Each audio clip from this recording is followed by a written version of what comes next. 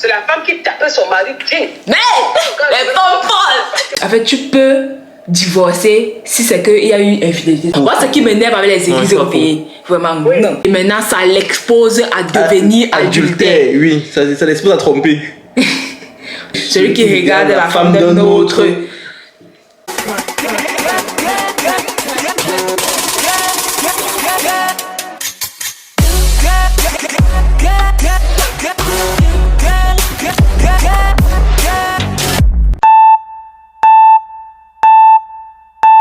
Bon, depuis on est dans un débat ici là, j'aimerais partager ça avec vous, que vous nous donnez sur votre avis, votre humble avis. Nous-mêmes c'est nos avis et donc on va juste expliquer comment on comprend le verset.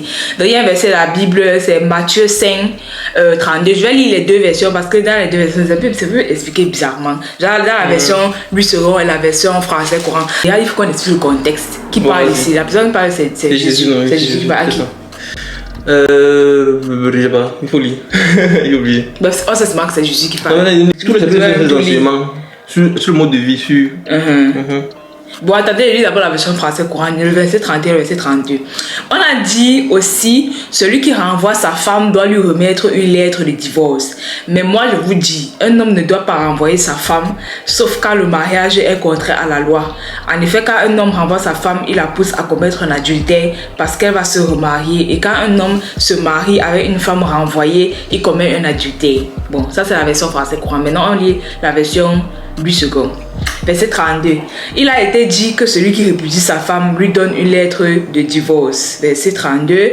Mais moi je vous dis que celui qui répudie sa femme, sauf pour cause d'infidélité, l'expose à devenir adultère, et que celui qui épouse une femme répudiée commet un adultère. Bon. Qu'est-ce que tu en penses? Attends, déjà la question c'est comme s'il y avait une différence entre infidélité et adultère. C'est pas la même chose. Voilà. Bon, moi je comprends plus d'abord l'adultère parce que l'adultère est directement relié à tout ce qui est dans le mariage. Donc quand vous êtes déjà marié et que maintenant tu peux avoir ailleurs, ou bien c'est que toi-même c'est juste un simple rapport sexuel avec une personne, ou bien même c'est que tu même seulement les embrassades, même les regards normaux, parce qu'on a dit que non, attends, on a aussi dit que c'est pas seulement, regarde, on a dit que c'est pas forcément aller forcément avoir des rapports sexuels avec quelqu'un, juste c'est vraiment tu as eu un regard, un autre regard comme ça, une autre fois, tu as comme l'adultère. Si il y a personne qui dit ça. Attends, je connais les ça. Tu ne commets pas adultère, c'est un petit commandement. Non. Ah oui. Tu ne commets pas adultère, c'est un petit commandement. Oui, mais le verset, non, c'est toujours des enseignements de Jésus. Voilà, ça vient avant le verset ici. Non, vous avez appris qu'on a dit à nos ancêtres ne commet pas adultère, mais moi je vous dis, celui qui regarde la femme d'un autre a commis l'adultère. Avec envie. Ça c'est Dieu. On va pas dire simplement regarder avec envie. Pas convoitise en fait. Voilà. Convoite la femme d'autrui. Avec envie, on est où? Avec envie, celui-là dans son cœur a déjà couché à maman et la Bible non. Attends. La Bible est claire. La Bible est claire. Ça c'est trop divin, ça c'est trop fort pour moi. Voilà. On a une chose qui sont à terre qui sont à ce niveau. Genre quand tu as commis la déjà tu pars pour commettre la vie. Là c'est plus. Non, même jusque là. Non, mais. Non, il y a des trucs dans que de façon humainement tu ne peux pas éviter. Oui, il comprend. Voilà, donc laissons les. Bon, mais c'est vite fait, on n'est pas parler seulement de l'homme qui a regardé la femme. Même si une femme regarde un homme d'autres yeux, et on répète, on parle du mariage. Nous, c'est que tu n'es pas marié, ne devais pas aller dans les infidélités que vous faites, comme vous êtes encore avec vos petits trucs de copinage là, ce n'est pas l'adultère. C'est la communication, disons. Voilà, déjà. Déjà, vous faut dire qu'il y a déjà. Ah! Il faut couper ça, parce que. C'est pas saigné. C'est pas vous faut dire que non, c'est pas un jugement. Tout c'est le maître. Parce qu'il faut qu'on sache que nous, on n'est pas parfait. On n'est pas que de juger quelqu'un. On est sûr que. Parce que il y a certaines choses même que les gens font, ils ne savent même pas que c'est mauvais. Il y a certaines personnes qui font les trucs, mais ils ne savent pas que peut-être c'est contraire à ce que Dieu dit. Okay. Bon, pour ceux qui croient même d'abord en Dieu, parce que déjà, c'est que tu ne crois même pas à ce qu'il y a dans la Bible. Ça veut dire que tu fais comme tu veux, gars, parce que voilà. Nous, on parle par rapport à ce qui est dans la Bible. Si c'est que tu crois en Dieu et que tu as envie de respecter ce qu'il a dit, tu dois quand même t'appuyer sur sa parole. Et c'est sa parole qu'on a envie de lire. On lit juste. Pardon. On ne fait que lire. Non, revenons sur ce débat. Voilà. Mais on a compris ce que c'est que l'adultère. Selon Jésus. Selon nos règles, ce n'est pas vraiment ça. Les règles des humains, non. Parce que c'est quand tu cherches la femme d'autrui, puis tu as commis l'adultère. Bon, quand tu passes à l'acte, non. C'est toujours ça, non.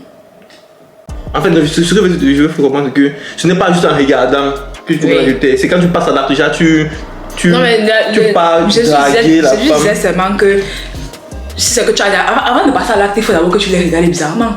Tu vas te lever matin, tu vas passer à l'acte. Si c'est que tu passes à l'acte, ça veut dire que tu as déjà eu. Tu as conçu l'idée. Pourquoi ta mère? Quoi faire?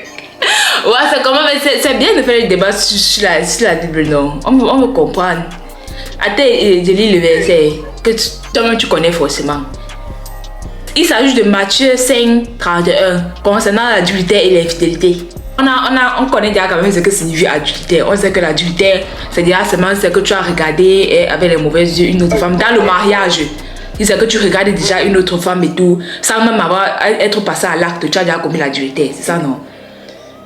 Voilà, maintenant, le tout c'est qu'on ne comprend pas le verset ici parce que quand on dit, je vous dis que celui qui répudie sa femme, sauf pour cause d'infidélité. Maintenant, on se demande que l'infidélité là, ça signifie quoi? Ou bien ça se passe à quel moment? Parce qu'on a que parlé d'un couple marié.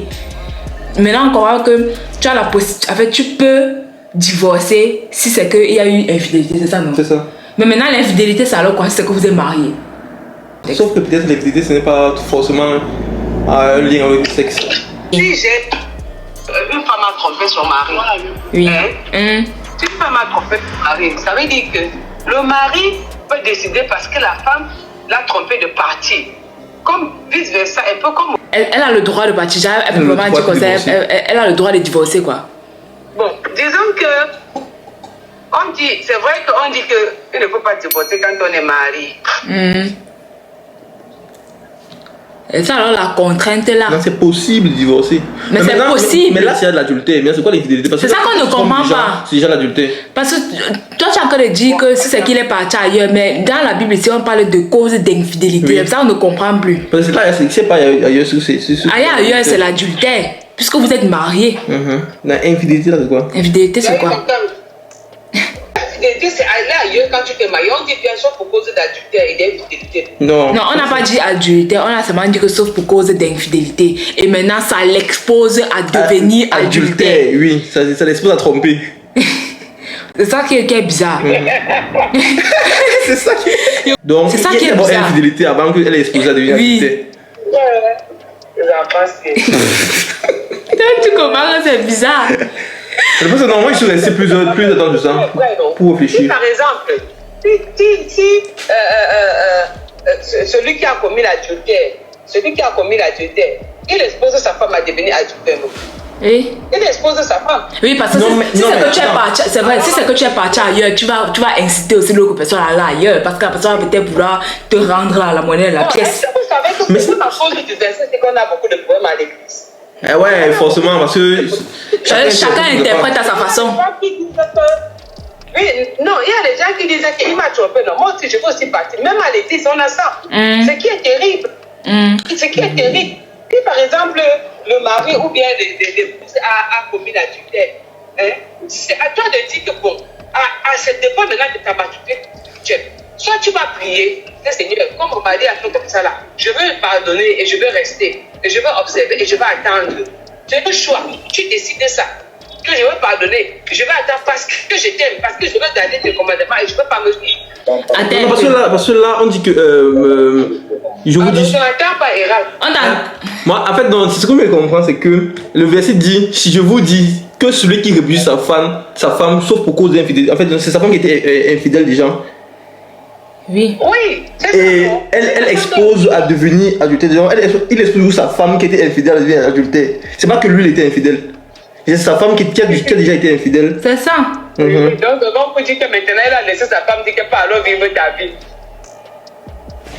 Non, c'est vraiment, j'ai un autre avis, j'ai un avis différent. Mais donne ton avis. Bon, en fait, ce que je pense, c'est que l'infidélité, ce n'est pas forcément lié au rapport sexuel. Parce que si peut-être avant de se marier, il y a des engagements que tu prends, non? Tu vas protéger ta femme et tout. Peut-être au lieu de la protéger, tu la bats. Là, tu n'as pas expliqué tes engagements. Genre les gens qui tapent les femmes. Tu n'as pas été fidèle avec tes engagements que tu as pris, non? Là, c'est une cause d'infidélité et que ça peut pousser ta femme à divorcer. Et cette divorce, elle sera adultère. Oui, parce qu'elle est partie voir ailleurs. Pourtant, elle ne sait pas qu'elle est morte avant qu'elle s'est remariée. Oui, parce que non, tu l'as poussée à devenir adultère parce que tu n'as pas, tu as été infidèle toi. Avec des engagements. Il y a beaucoup de choses qui peuvent se passer pour que la femme a envie de divorcer. Voilà. Oui, parce que peut-être une personne qui passe tout à la taper, ou bien, je ne sais pas. Tu vois, les trucs comme ça là. Il y a d'autres trucs, les engagements, ou bien les mariages basés sur les mensonges. Oui. Si tu es en train de subir une maltraitance, oui. Une maltraitance physique dangereuse et que ta vie est en danger, une agression, ta vie est en danger, tu ne vas pas dire que tu vas aussi seulement rester dans le mariage là. Oui. Oh, mais c'est justement, alors ça, moi je pense que le côté infidélité ici là, ce n'est même pas lié au sexe. Moi j'ai l'impression que c'est par rapport à ce genre de cas là. Les engagements comme ça qu'ils ont pris. Par rapport au début du décès, on a commencé à dire adultère. C'est seulement par rapport à ça. Mais sinon, s'il faut rester seulement dans le côté de l'intimité, il y a plusieurs choses qui peuvent faire en sorte que la vie.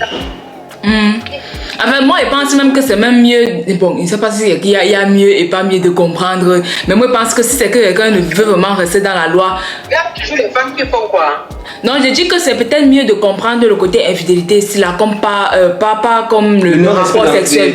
Oui, juste en général, comme le non-respect des engagements en fait. Parce que si c'est que tu restes seulement sur le côté de adultère, ça va revenir sur le fait que tu sais que normalement tu ne dois pas divorcer parce que Dieu aussi dit qu'il ne faut pas divorcer, les trucs comme ça là, donc ça te contraint en fait. Mais si c'est qu'il s'agit vraiment de les trucs comme peut-être il y a même quel autre truc qui peut pousser quelqu'un. Les mariages basés sur le mensonge. Déjà, les deux personnes n'ont pas été non. En fait, peut-être il y avait un truc du passé que la personne n'a pas dit. Imagine peut-être tu me maries quelqu'un, après le gars dit qu'il a un enfant et depuis que peut-être vous étiez ensemble, tu ne savais pas. C'est quand vous mariez que le gars te dit que j'ai un enfant dehors.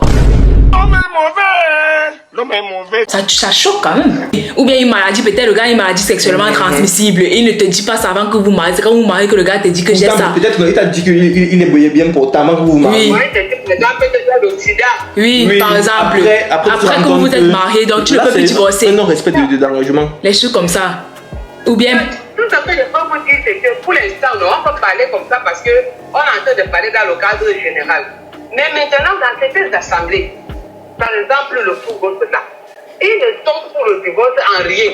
Non. Même si quelqu'un va divorcer parce que ta femme l'a chauffé, ta femme l'a chauffé, on te charge de l'église. Non, moi je suis pas d'accord. Moi, ce qui m'énerve avec les églises européennes, vraiment, non. Non. Les gens meurent. Les gens meurent, mon frère, donc tu vas mourir. C'est quand tu vas mourir que tu vas. Oui. Tu vois, par exemple, c'est là que dans le milieu chrétien particulièrement, beaucoup de femmes en particulier souffrent. Oui. Parce qu'elles souffrent. Non. Tout ça parce que c'est à cause même de la peur juste d'être renvoyée par son église qu'elle ne divorce pas. Parce que si c'est qu'elle essaye même de parler, tout ce qu'on va dire c'est prie avec lui, essayer de trouver les solutions. C'est même toujours vice-versa. Effectivement, même les hommes qui souffrent. Le mari, c'est la femme qui tapait son mari. Mais pas folle. Quelle femme forte, tu as la possibilité de partir aux États-Unis. Le gars dit qu'il ne peut dire à sa femme que c'est fini. Donc, je suis d'accord avec lui. Je suis d'accord avec lui. Tu es Jacques dans un foyer, tu me tapes. Je vais divorcer. Point. Merde, donc je vais mourir. On est où là? Oh. Je suis venu entrer dans le mariage pour souffrir, mon frère. Le mariage qui a été créé par Dieu, donc Dieu a lui créé ça pour nous faire souffrir. Moi, je ne suis pas d'accord. Pour revenir au sujet, n'est-ce pas? Il y a tout ça, ça dépend du degré. Oui. Parce que tu ne peux pas divorcer du jour au lendemain comme ça. Non, c'est. Tu peux dire, dans ton situation, c'est selon ta relation avec Dieu. Donc, il faut reconnaître aussi que certaines étapes que tu passes dans ta vie, Dieu utilise cela pour que tu sois un être entre ces 22 mètres. Donc, Dieu peut te faire passer pour un temps. Parce qu'il aimerait te forger ou il aimerait te préparer pour une mission. Parce que tu vas voir que toute personne qui va prier beaucoup pour la délivrance, ce sont des gens qui ont subi beaucoup de violences sataniques dans leur jeunesse. Beaucoup subissent ça. Tu vas voir Joyce Meyer, là, quand elle parle toujours beaucoup de services, c'est par rapport à ce qu'elle a su faire dans sa maison, le fait qu'elle a été violée par son père. Mais à cause de cela, elle dit bien qu'elle a pardonné à son père et son père a cru au Seigneur avant de mourir. Donc, il y a des situations aussi que tu peux traverser, on ne peut pas généraliser. Tu peux tenter de vivre la même situation que moi. La façon que moi je gère la situation ne doit pas être la façon que tu gères ta situation. Parce qu'au-delà des lois et au-delà des principes bibliques, il y a le Saint-Esprit aujourd'hui. Il y a le Saint-Esprit. Il y a chacun par rapport à ce qu'il traverse. Donc, c'est pour cela qu'on ne peut pas généraliser. Tu peux seulement dire que, ouais, pourquoi telle personne passe comme ça? Si c'était moi, je ferais ceci. C'est pour cela qu'aujourd'hui, même quand on donne les conseils, on fait attention à la manière qu'on donne les conseils. Effectivement. C'est ça. Ouais, donc vous avez un peu écouté nos avis. Donc maintenant, en tant que vous dites aussi ce que vous en pensez, nous sommes tous humains. Et ça, en fait, le problème, c'est que chacun interprète souvent. C'est quoi? Peut-être sans discuter parce que de base, moi, je veux mettre la vidéo aussi là dans mon vlog d'Italie. Mais si c'est que je vois que ça peut faire le contenu d'une seule vidéo, même si c'est seulement 10 minutes, je vais donc poster ça comme une seule vidéo à part, quoi. Mais bon, j'espère que la vidéo vous aura plu. Donc, si c'est que c'est une vidéo à part. Donc, on a donné nos avis. Dites ce que vous en pensez en commentaire. Et voilà, quoi. Sinon, on se retrouve à la prochaine pour une nouvelle vidéo. Bye bye. Des bisous. Oh, tout ça.